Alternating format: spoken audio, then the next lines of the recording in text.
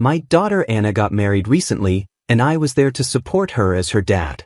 I raised her alone after her mother passed away, but at her wedding I felt out of place.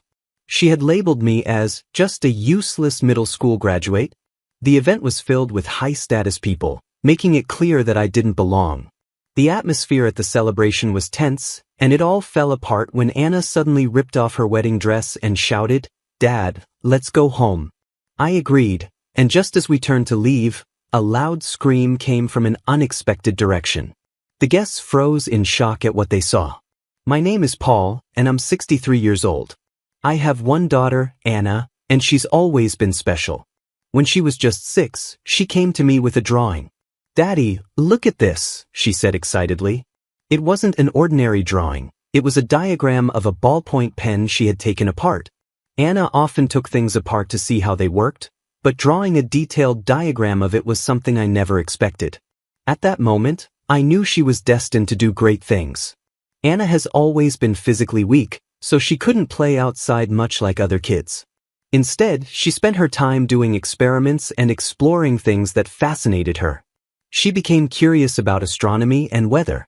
One day she asked me, "Daddy, why do clouds float in the sky?" It was a simple question, but I had never really thought about it before. I explained, clouds aren't solid. They're made of tiny droplets of water. Because of gravity, temperature, and how light the droplets are, they float instead of falling. I worried the explanation might be too complicated for her, but she took my answer and ran with it. She asked her teacher about clouds and read everything she could find in the library. By the time she was 12, she understood the science behind clouds better than most adults. Even her teachers were amazed by her curiosity and intelligence. Anna didn't get her talent from me. I don't have any special skills, but her mother was both beautiful and brilliant, a perfect mix of looks and intelligence. Anna must have inherited her gifts from her. My wife, however, passed away the day Anna was born. Everything seemed fine during the pregnancy and delivery, but moments after Anna was born, my wife's condition took a turn for the worse. Her body tensed up, and in a few seconds, her heart stopped. With today's medical technology, there's a much higher chance of survival in cases like hers, but back then, things weren't as advanced. There was a 95% chance of death for mothers who developed her condition, which was extremely rare. Only a few dozen women in the American experience it each year. My wife gave her life to bring Anna into this world. She didn't even get the chance to see the daughter she had sacrificed everything for. I didn't know what to do. Of course, I loved my daughter Anna, but I never imagined she came into this world by taking her mother's life. Sometimes, when I looked at her peaceful sleeping face, so much like her mother's, it felt almost cruel. What was I supposed to do? The happiness I had dreamed of, the months I spent with my wife, excited for Anna's arrival, shattered like glass in an instant. Overcome with emotions, I cried until I had no tears left. Then, through my despair, I heard a tiny voice that reminded me of what I still had to do. "Anna, all right. You're hungry, aren't you? It's time for your milk," I said. "Don't worry, I'll protect you no matter what." Holding her tiny, warm body in my arms, I made a promise to myself. Even if I had to do it alone, I would raise Anna to be a strong, happy adult. I would give her anything she needed and be there for her, always. As if she understood my thoughts, she wrapped her tiny hand around my finger.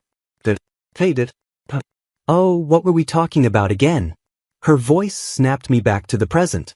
Standing in front of me, with a smile as bright as the sun, was Anna. She had grown into a beautiful, confident young woman. She looks just like her mother. Anna, now 25, has healthy, sun-kissed skin, long chestnut hair with soft waves, and striking light blue eyes. "Which of these dresses do you think looks better?" she asked, holding up 2 options. "How about the powder blue one on the right?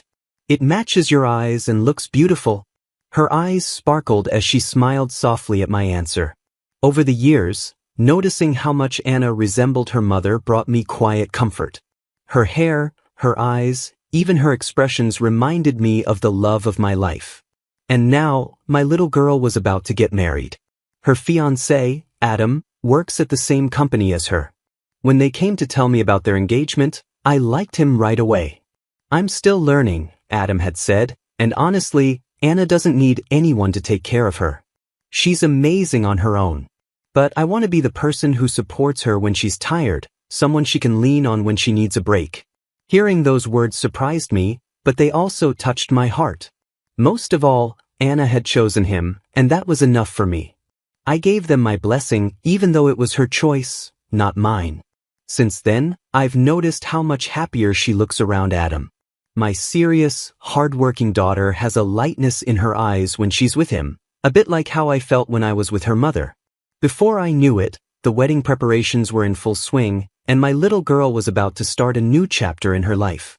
I muttered to myself, is it really okay that I haven't met his parents yet? Anna and Adam had already introduced both sets of parents to each other, but I hadn't had the chance to meet Adam's parents. I thought we should at least meet before the wedding, but neither Anna nor Adam seemed interested in setting it up. I don't think it's necessary for you to meet them before the wedding, Anna said. I agree. There's no need to trouble you with it, sir, Adam added. Their words felt off, like they were trying to hide something. Still, I figured they must have their reasons, so I decided not to push it. I chose to respect their wishes and stayed out of it. Today, however, was the wedding rehearsal, and I was told Adam and his parents would be arriving soon. Oddly enough, I felt nervous. I kept pacing, sipping coffee, and heading to the bathroom every 45 minutes. When I finally heard the door open, I froze as Adam walked in, followed by 3 people I assumed were his parents. Adam's mother, Lauren, looked me up and down, her gaze moving from my head to my toes like she was sizing me up. I'd heard she was in her 60s, but she looked much younger than that. Trying to ignore the awkward tension, I introduced myself. Nice to meet you. I'm Paul, Anna's father. I extended my hand for a handshake, but neither of them took it. Feeling uneasy, I looked at them closely. Both were staring at me with cold, judging eyes. Oh, I thought Anna's father would be quite handsome since she's such a beauty, Lauren said with a laugh that was more mocking than kind. Standing beside her, Adam's father had a stern, almost hostile expression.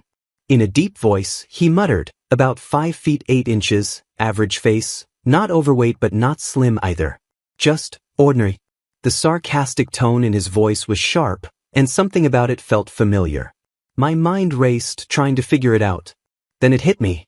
I knew this man. The arrogant look, the mocking tone, it all came flooding back. You've got to be kidding me. James? I blurted out. That's right, he said, a smirk on his face. Long time no see. I couldn't believe it. The man standing in front of me, my daughter's future father-in-law, was none other than my old nemesis from middle school. James and I had been classmates for only 4 years, but those years were enough to leave a mark. Back then, I was always ranked first in our grade, and James was consistently second, right behind me. He had always seen me as a rival, even though I never thought of him that way. You're so obnoxious, Paul, he'd say. You're always at the top of the class. Couldn't you let me have it just once? That's why I can't stand perfectionists like you. He'd say things like that while I quietly read my books. But it wasn't about being a perfectionist. I just couldn't be satisfied unless I gave my best effort. I never imagined I'd run into him again, especially not here, and certainly not as the father of my daughter's fiancé. I always gave everything my best effort, so my test scores were nearly perfect, either 400 or sometimes 395 because of small mistakes. James was smart too, but no matter how hard he tried, he could never beat me. After every test, he'd throw snide remarks my way, clearly frustrated. Then, one early summer before graduation, my life fell apart. My parents passed away. I won't go into the details, but the loss completely shattered me. I lost all motivation. I didn't even show up for the final exams and stayed home, drowning in grief. I barely noticed the summer heat fading into autumn. Even though my earlier high grades allowed me to move up a grade, I became a recluse, staying with relatives and shutting myself off from the world. During that dark time, James saw an opportunity to tear me down further. See? You got what was coming to you, he sneered. This is what happens when you hog the spotlight and don't let others have a turn. Now you've fallen and I'm rising. Unlike you, I'm transferring to a prestigious private high school, and I'm going to become a government official. You'll be stuck watching my success from the sidelines for the rest of your life. Those were his parting words before he disappeared from my life.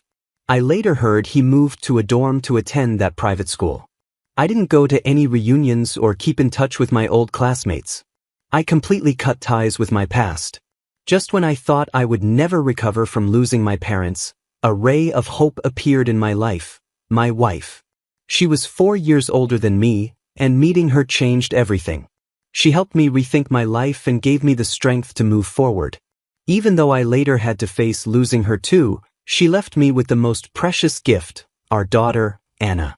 Since then, I've dedicated my entire life to raising Anna and ensuring her future was bright. I worked tirelessly, doing everything I could to give her the life she deserved. Now, just as I thought she'd found the perfect person to marry, I find out her future father-in-law is none other than my old rival, James. It felt like fate was punishing me for my past, for running away when life got hard. I took a deep breath and turned to face James. James, I never imagined I'd run into you again, especially at this stage of life. James smirked, that same arrogant grin I remembered from years ago. Yeah, funny how life works. Who would have thought the daughter of an useless middle school graduate like you would end up marrying my son? Life sure is unpredictable. His words were a clear insult. I didn't care if he looked down on me, I was used to that, but dragging my daughter into it was something I couldn't tolerate. I had spent my entire life protecting and raising Anna, and hearing him belittle her hit a nerve I couldn't ignore. Back in the day, I never fought back, no matter what James said. I hated confrontation and always avoided it. But this time was different. I looked him in the eye and spoke firmly, let me make one thing clear. This marriage is about Anna and Adam, not about us. Whatever you think of me doesn't matter. My only focus is their happiness. We're only becoming in-laws, nothing more, nothing less. Don't mix it up, I said firmly. My words seemed to hit a nerve. James, with his usual smugness, sat down on the sofa, crossed his legs, and said, I have no intention of becoming in-laws with someone like you. I'll admit Anna is brilliant enough to marry into our family, but once they're married, she'll cut ties with you and become a stranger. We plan to adopt Anna as our own daughter the moment she marries into this family. Before I could even respond, Adam stepped in. Dad, hold on. This is the first I'm hearing about this. Mom, did you know about this? Lauren, in a mocking, playful tone, replied, Oh, who knows? I'm just a woman who married into this family. Whatever your father says goes, right? If he says it'll happen, then it will. Then she turned to Adam and added, Has talking to a useless middle school graduate lowered your IQ or something? Her words weren't just insulting, they were cruel. It wasn't what she said about me that upset me, it was the way she spoke to her own son. I could see Adam's face tighten, his fists trembling slightly. Now I understood why Adam and Anna had been so hesitant to arrange this meeting. It must have been a shock for Adam to realize his father and I had a history. As I thought about James's petty remarks and Lauren's heartless attitude, I couldn't help but wonder what kind of parents they were. Before I could figure out how to respond, Anna stepped in to diffuse the tension. Let's not have this kind of atmosphere during the dress fittings and rehearsal, okay? We also have a tasting for the meals today, so please enjoy yourselves. She spoke calmly but firmly, changing the subject without addressing the conflict. Lauren stood up, nodding as if nothing had happened. That's right. We didn't come here to waste time. We're here to make sure the food we serve to our guests is up to standard. As she turned to leave, I noticed something odd. She dragged her right foot slightly as she walked. Your right foot, I started to ask, but Lauren cut me off sharply. Your concern is unnecessary. What could a middle school graduate like you possibly know? She snapped before walking out with James. The door closed, and silence filled the room. It was just me, Anna, and Adam now. Adam took a deep breath and then bowed his head deeply. I'm so sorry for my parents' rude behavior, he said. They've always had this superiority complex, and even I can't control them. If only my brother were here. It was then that I learned about Adam's older brother. He had passed away while abroad. My brother was an incredible pharmacist, Adam explained quietly. He was gifted from a young age, and my parents always held him in the highest regard. After he passed, it's like they've been trying to control me even more, as if I have to fill his shoes. Hearing this, I felt a mixture of sadness and respect for Adam. Despite the pressure from his parents, he was standing strong for Anna and trying to make their future work.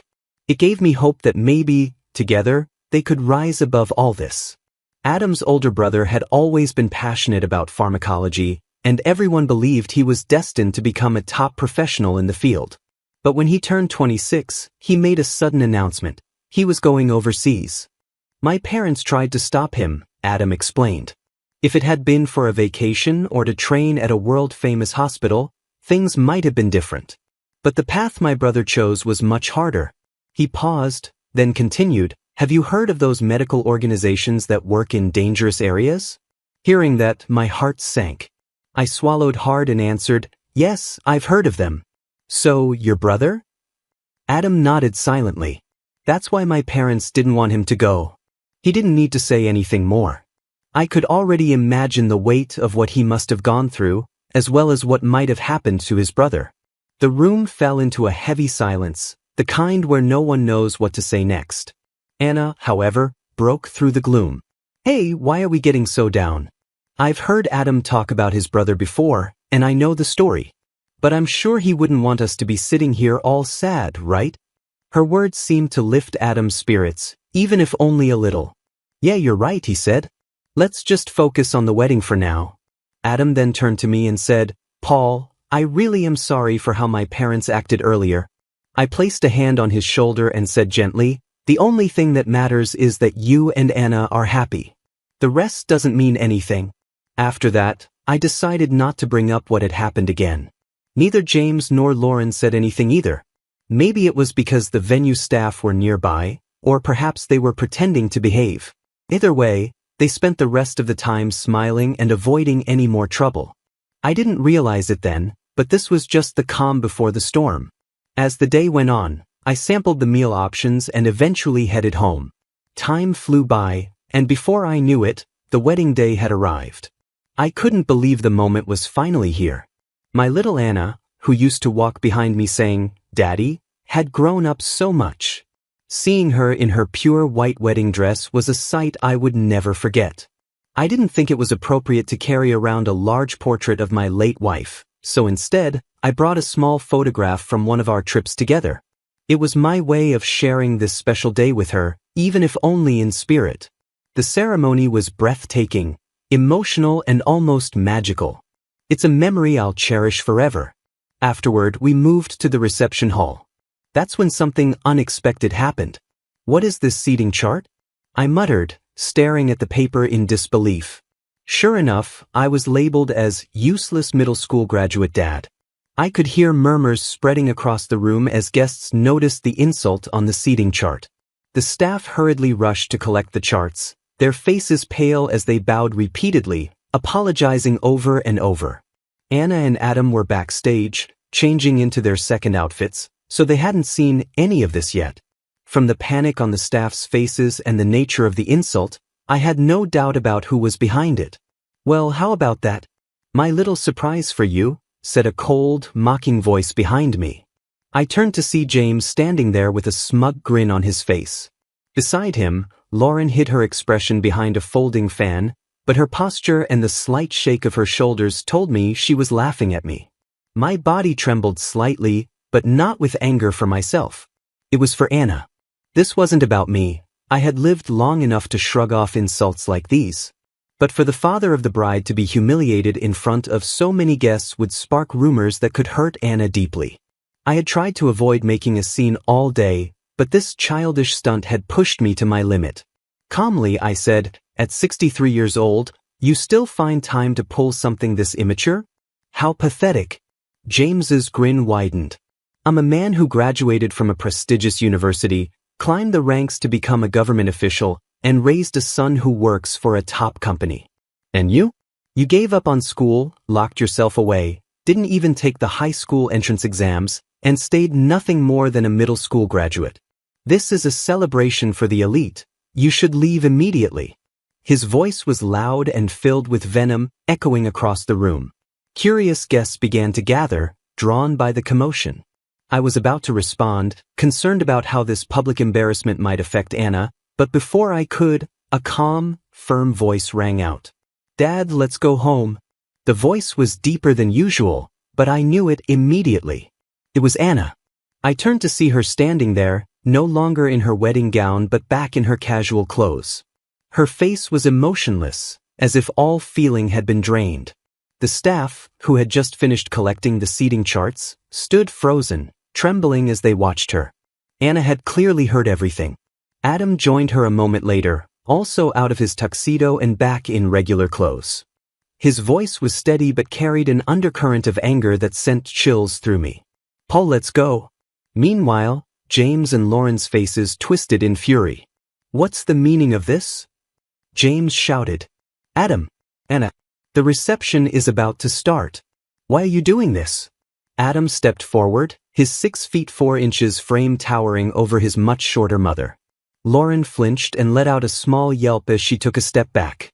"Mom," Adam said, his voice cold and sharp, "aren't you ashamed of what you've done? I understand that you've put all your expectations on me since my brother passed away, but I am not your puppet. I want to live my own life," Adam said firmly.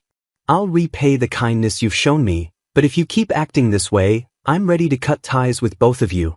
A heavy silence fell over the room. Guests who had been watching quietly started whispering to each other, too afraid to get involved. James, unable to hold back his anger, shouted, "How dare you? Defying your parents is unforgivable. But you and Anna can leave. This wedding is completely off." Nothing had changed. James was still the same person who had once screamed at me in school, demanding I let him have the top spot. I was too tired even to sigh. Ignoring James, I turned to Anna and said, "You're right. Let's go home." With James canceling the wedding, there was no way it could continue. Though it inconvenienced the guests, leaving seemed like the best choice. Just as we turned to go, a sudden scream came from behind. I spun around to see Lauren collapsing, her face pale as she crumpled to the floor. Guests began to panic, shouting in confusion. I rushed over immediately. "Hey, what are you doing to my wife?" James tried to push me back, but I raised my voice for the first time. "Do you want her to die right here?" James froze, shocked by my words. While he stood there in silence, I quickly called for an ambulance. Adam, still stunned by the sight of his mother on the ground, was frozen, unable to react. People crowded around, asking what was happening, their voices full of panic. Anna pushed her way through and hurried to my side. "Dad," she said urgently. She mentioned feeling dizzy earlier. Her steps seemed unsteady, and when she helped me with the veil, her hands were trembling. Hearing this, I knew right away. It had to be a stroke. I carefully tilted Lauren onto her side, raised her head slightly, and spoke to her calmly. She responded faintly, which was a good sign. But until the ambulance arrived, I had to monitor her closely. If her condition worsened, I'd have to perform CPR. Rolling up my sleeves, I focused on keeping her stable. Adam, snapping out of his daze, rushed over. "What's going to happen to my mom?" "She's still conscious, which is a good sign," I said, keeping my voice steady. "But with a stroke, immediate treatment is critical. Without it, there could be serious aftereffects, or worse. We'll do everything we can until the ambulance gets here."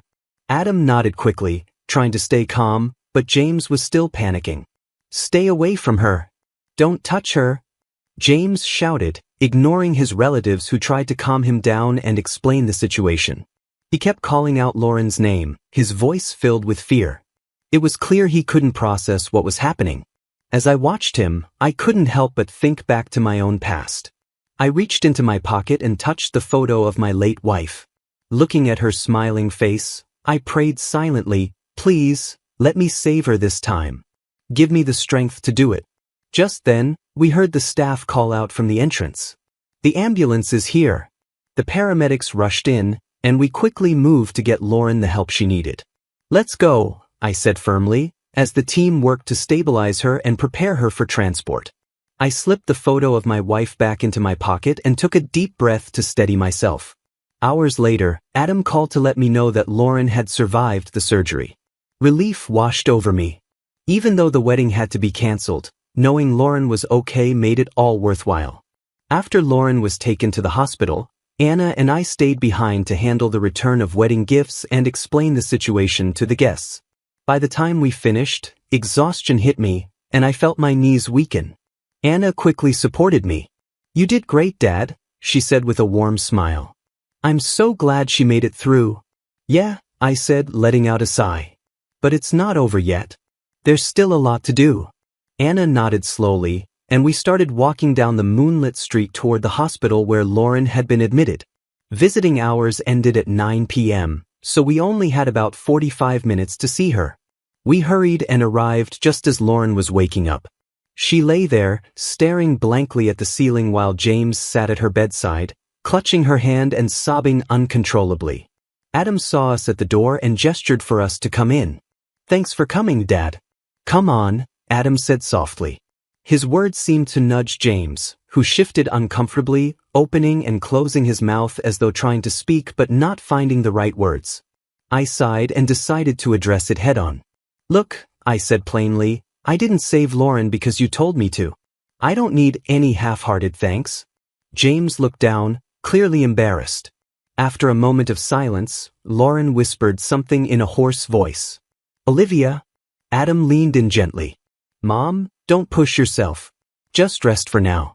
We'll talk again later." His calm, reassuring tone seemed to help, and Lauren soon drifted back to sleep. "Dad, just wait here for a bit," Adam said as he and Anna left to grab some takeout for dinner. That left me alone with James. The silence between us was heavy and awkward, but to my surprise, James spoke first. "When Lauren collapsed, I was completely useless," he admitted quietly. "You and Anna stayed so calm. Have you worked in medicine before?" I realized James still believed I had only a middle school education. He was probably shocked by how I had handled the situation. It was time to explain. "No," I began, "I'm not just a middle school graduate. I was delayed for a few years, but I passed my GED, went on to college, and eventually became a doctor." James blinked, stunned. "A doctor?" he asked, almost disbelieving. I nodded, recalling how James once mentioned wanting to be a doctor too. I had assumed he'd pursue that path given his ambition, but clearly, that hadn't happened. "Being a high-ranking bureaucrat is impressive," I said, "but it doesn't seem like you chose it because you loved it." James sighed heavily, his usual arrogance replaced by something closer to regret.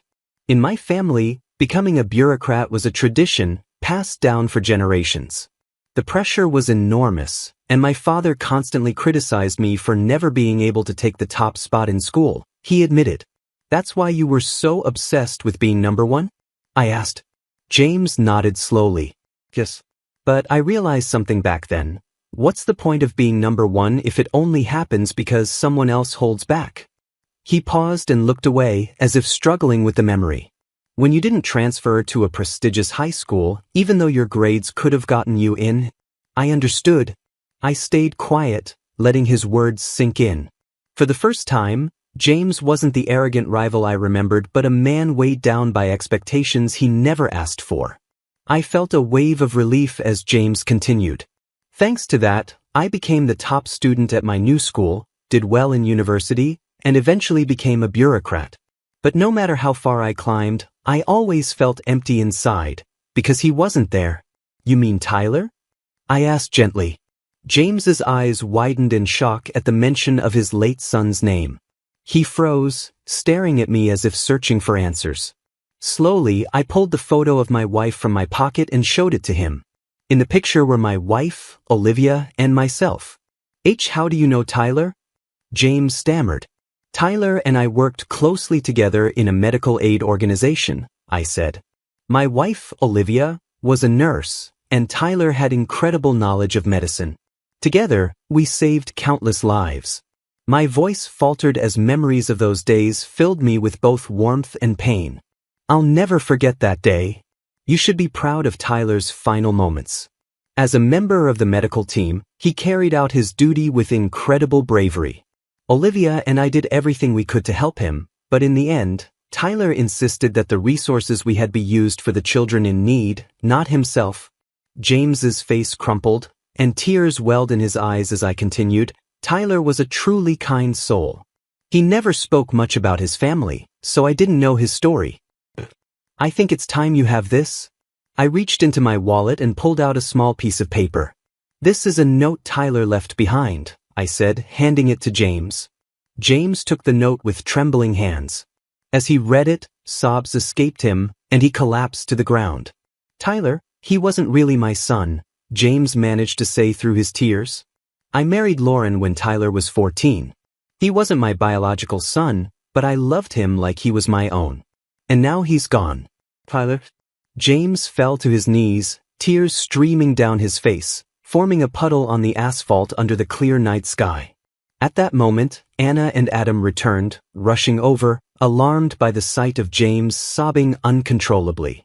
But James was too consumed by his grief to explain. A few days later, after Lauren regained enough strength to speak, I visited her in the hospital. Though she was still bedridden, the quick treatment meant she wouldn't suffer any lasting damage. With proper rehabilitation, she would eventually return to her normal life. When Lauren saw me enter the room, her gaze fell on the photo in my hand. That photo, it's of Olivia, isn't it? She asked softly. I nodded. You know my wife? Lauren closed her eyes for a moment, her expression thoughtful. Then, to my surprise, she said, yes. When I was 20, I studied abroad in Switzerland to train as a nurse. That's when I met Olivia. She was only 14 at the time, but we bonded over our shared admiration for Catherine Deneuve. Her voice carried a mix of nostalgia and warmth as she recounted the unexpected connection. It was as if, in that moment, a piece of the past we hadn't known was revealed, tying everything together. I had Tyler when I was 22, Lauren began softly, and I had to give up my dream of becoming a nurse.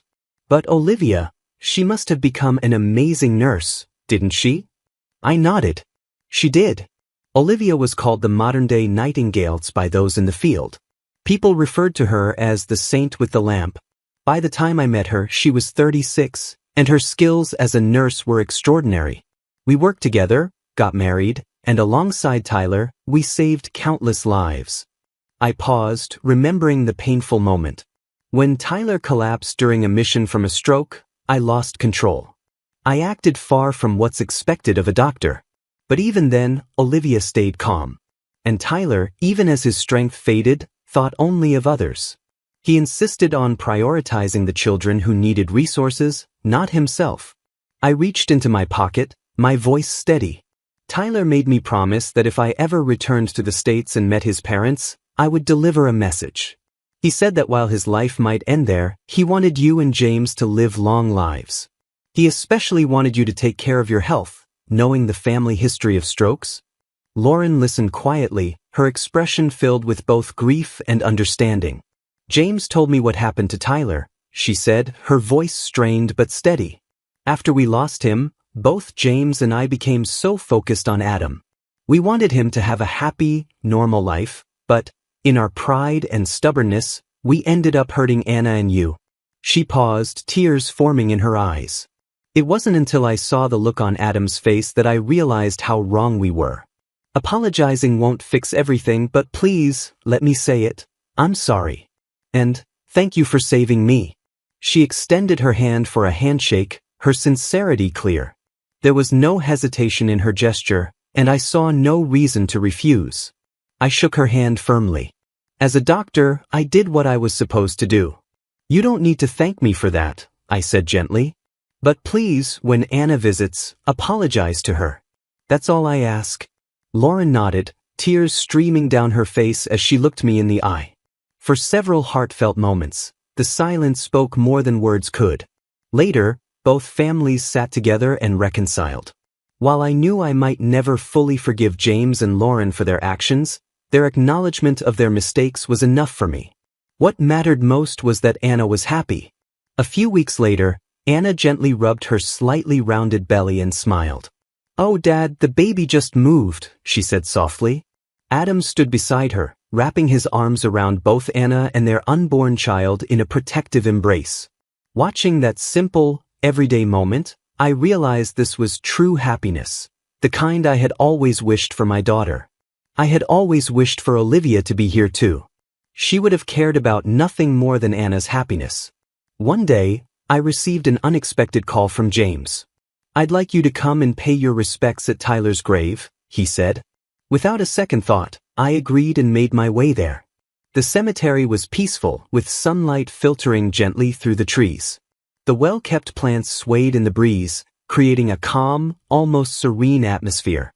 It was easy to momentarily forget we were in a place of loss. When we reached Tyler's grave, I noticed a small laminated note placed there. It read, "I'm doing just fine." Just that one simple sentence, but it carried so much meaning. I imagine Tyler had left it hoping to reassure his parents back home. Though his life had been tragically cut short before he could fully achieve his mission, the note perfectly captured his bright, cheerful, and carefree spirit. "Welcome home, Tyler," James said softly. As he spoke, a gentle breeze passed through, carrying his words upward. Somehow, I felt sure they had reached Tyler. Above us, the clear, cloudless sky reflected a sense of peace, a reflection of Tyler's kind and untroubled heart.